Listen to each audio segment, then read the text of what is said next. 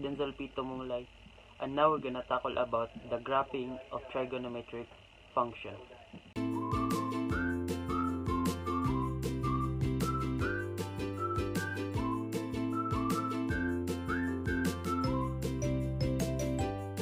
So this is the general form of sine wave.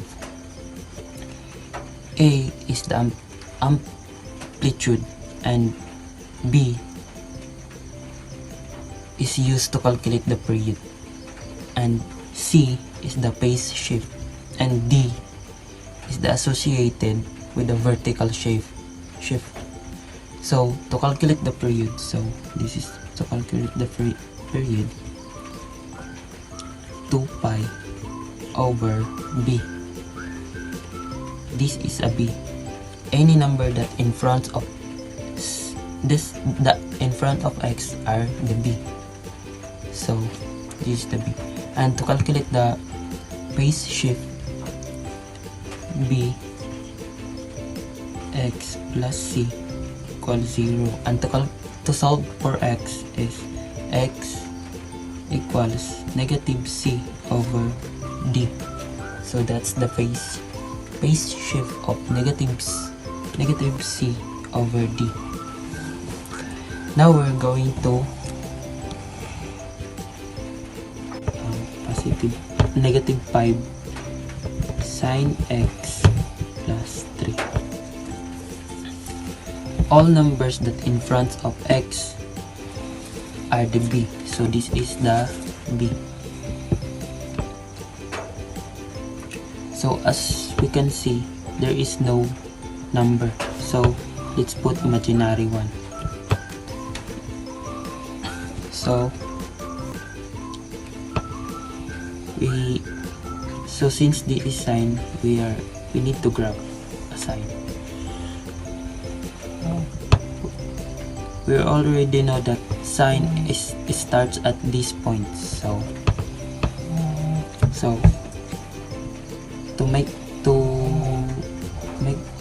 to identify the other points,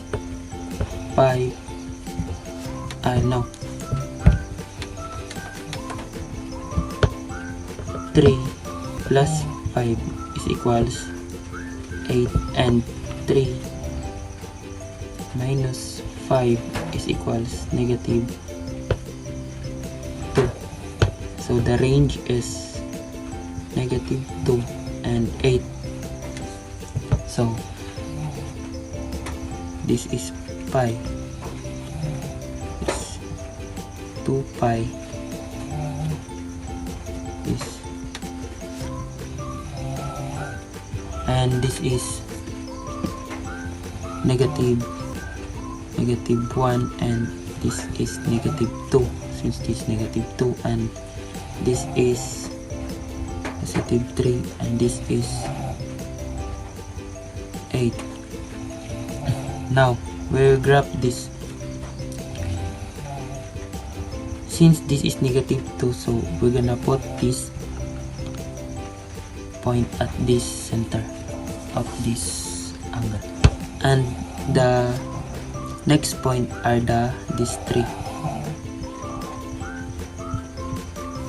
Then the positive 3, so it lands on this, and the negative, so the next is the negative, and go back to this angle, this 3. So the graph of this equation is look like this. So that is the graph of this equation. Now we're going to solve for another equation. Y equals negative 4 cos X plus 3. Now we're going to make an graph. Now let's add 3 and the amplitude 4, so it equals to 7, and and subtract this and equals to -1. So this is -1 and this is 3 and this is 7. This is pi and this is pi 2 and 2 pi and pi and so on and 3. Now since this is a cosine, it starts on this angle at these points, not at the center. So lagi. And to graph this, since this is -2, the point R starts here since this is a cosine, so -1 starts on this point. So and the second point are this. So the center is the +3, so the next point are this, and the next point 7. So put this and the next are go back to this angle. So to graph this are it's look like this.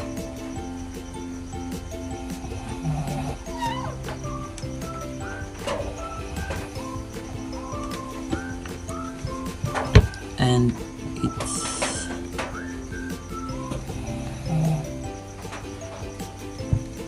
so this is how to graph this, the y equals -4 cos x plus 3. So as you can see, I started in here since this is a cosine, so we're gonna start at this point. Now let's solve for the cosecant.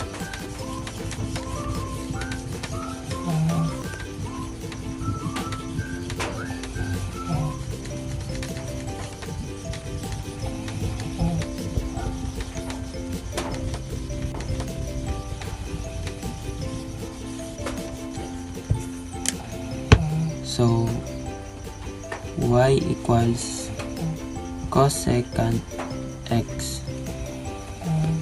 Cosecant x is the reciprocal of 1 over sine x.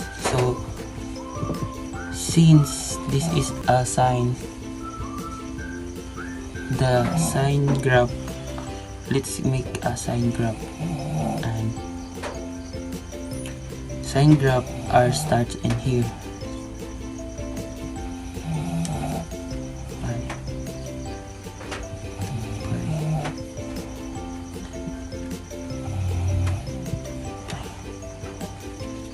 And now the sine x,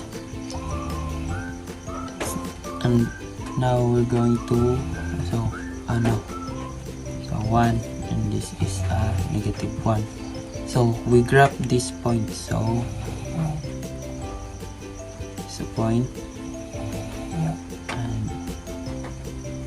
it's a point, and this is a point.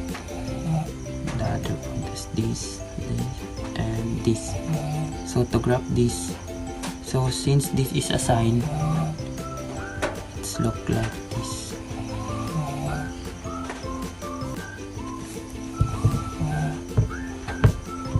So since this is undefined, so we're gonna put this as in picture.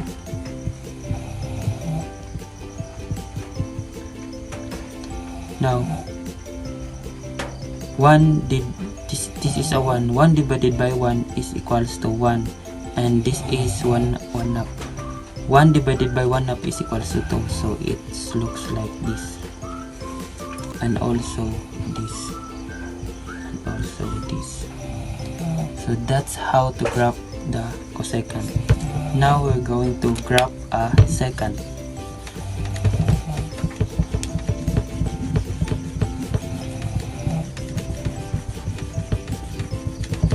To graph the second, so y equals secant x. The reciprocal of secant x is 1 over cos x. So this is reciprocal of the secant. Now since this is a cos, we're gonna graph a cosine graph. So this is the cosine graph. So we're gonna put as simplitude. So this is point, this is point. So this is this like this pi, this 2 pi, this 3 pi. So remember that cosecant starts at these points. So we're gonna put this and this point and this point and this point. Now to graph these looks like this.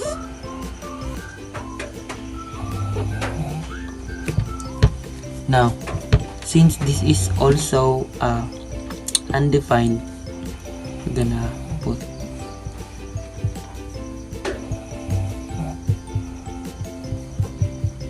and since this is 1 divided by 1 is 1, also this is 1 half. 1 divided by 1 half is 2, so becomes this is 2, this 1, this is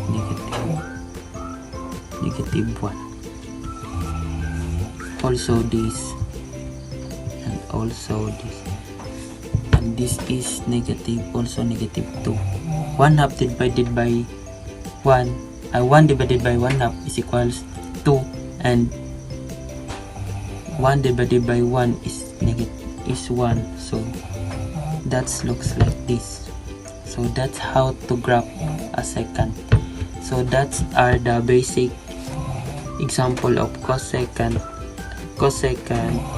and secant, and that's all.